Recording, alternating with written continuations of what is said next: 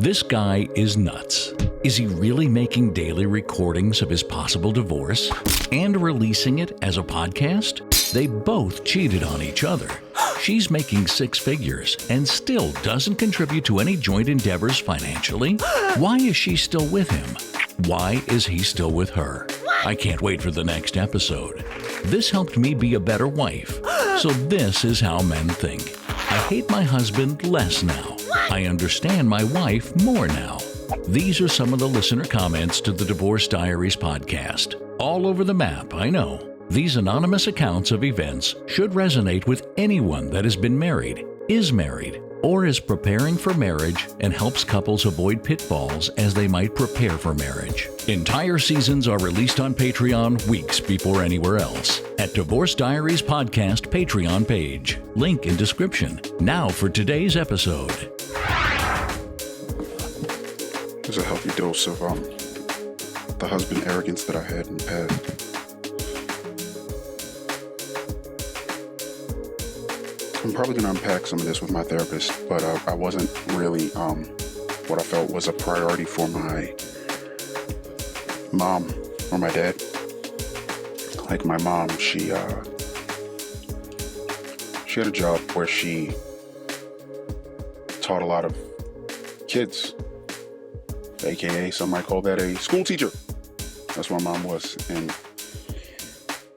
I felt like growing up, all of those kids were more important than me. They would get things and pizza parties, and we'd always have to stop by a store to pick up something for a child that she taught. And I guess on some level, those kids always seemed like they were more important than I was. My father, with his substance abuse struggles, always seemed like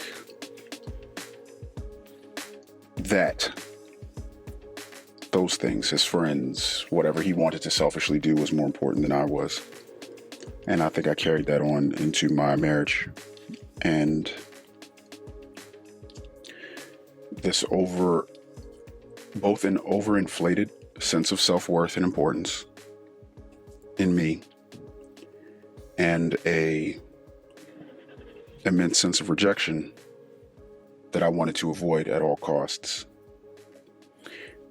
I put my wife in a really unfair situation because she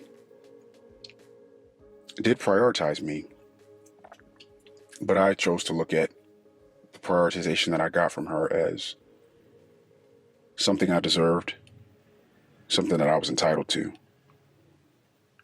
and in almost every situation. What if my wife had a hobby that she maybe wanted to pick up? That would have to be something that I would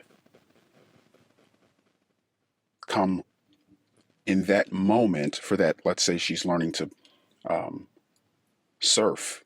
If her surfing lessons are 1 hour, because of my insecurities, I would say, hey, is surfing more important than I am?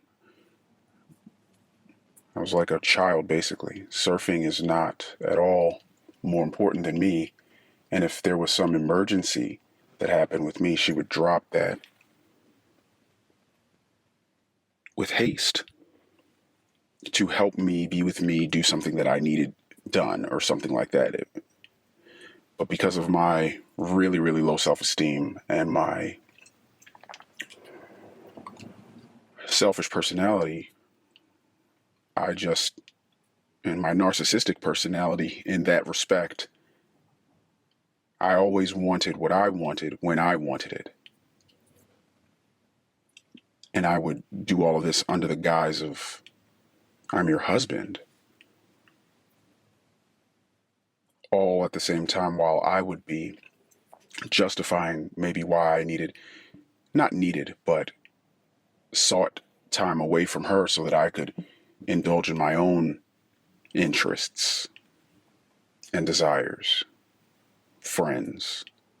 She never felt like, she has told me that she did feel like she wasn't a priority. And in true, somewhat narcissistic fashion, I would just list So I'm not a narcissist, but these are my narcissistic tendencies, because I don't have 5 of the 9 narcissistic personality disorder traits. I sort of brush lightly against 3 of them, more directly, like maybe 1 or 2. I went over that in another diary entry, but my wife was always understanding, and for the most part, I wasn't. At least not in the ways that I demanded her to be understanding. For me, I was definitely Mr. Hypocrite, which is why it makes this divorce so difficult for me. She and I really do work well together in a lot of ways, and we work really poorly together in some others. And I have this deep, dark, heavy sense of blame because I wonder how good or bad, but really, I wonder just how good our marriage could have been had I been a little bit more prepared as a man to be a husband, because it does take a lot.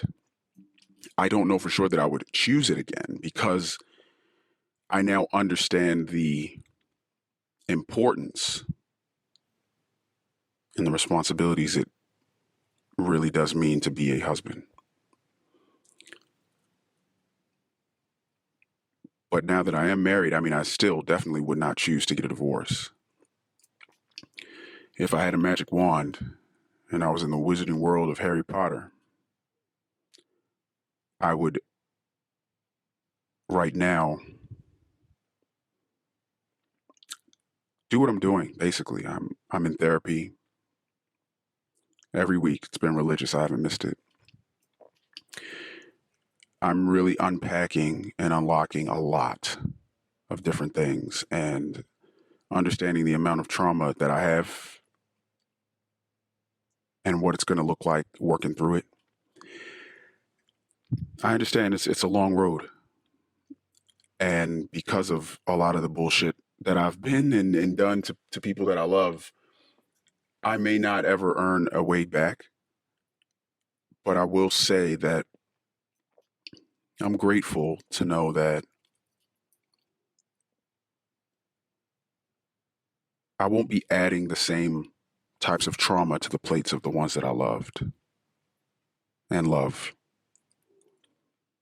They won't get any more, because trust me, with the turmoil of my childhood and all of my traumas, it really stinks when those things are continued to be stacked upon, because that's where the saying, I think, comes from, the straw that broke the camel's back. If you're just continuing to add different bits of straw over and over and over again, it's hard. And I just don't want to add any more bits of straw to my wife's plate, to my own, to my children. I don't want to do that. No more straw from me. If anything, it'll be different straws. Or I will just brush off some of those straws of trauma that I've put on the backs of those that I love, so that they can feel a little bit lighter. They'll probably have a scar there. There'll probably be a dent in the middle of their back, and that's their trauma. And then now, unfortunately, because of me, some of their trauma, they're going to have to work through themselves. But I can control what I can control, and I can be a better me for myself and everyone that I love. So being married, I definitely don't want a divorce. It may be necessary, but I don't want it. And in a perfect world, I'd like to just be a little bit more open. Not a little bit. I'd like to be open. I'd like to be honest. I'd like that reciprocated. I'd like us two people to just be together and not add more traumas to each other's lives. And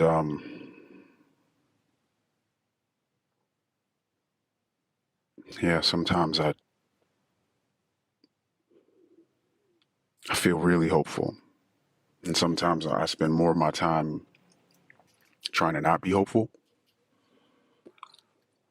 Because I got to be honest, I'm scared to have hope again. It's scary. I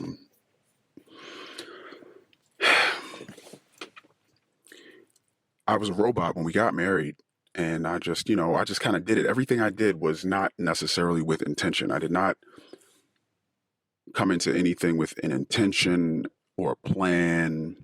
It's just like, this is what I'm supposed to do. I'm a man, so I'm supposed to provide. I'm a dad, so I'm supposed to discipline. I'm a this, so I'm supposed to that. I've looked at myself in a very robotic, binary way. And now I understand the quote unquote fear of commitment that some people say that they have, because I really need to be honest and open with the person you're going to choose to marry. You've got to be that. And putting yourself out there is hard. And then putting yourself out there to someone that's hurt you is also hard. Putting yourself out there to someone that's lied to you is hard. Everything that I'm doing with my wife is hard for me. And everything that she's doing and had to do with me is hard for her. It's got to be really hard after someone's lied to you like I've lied to her to even trust me.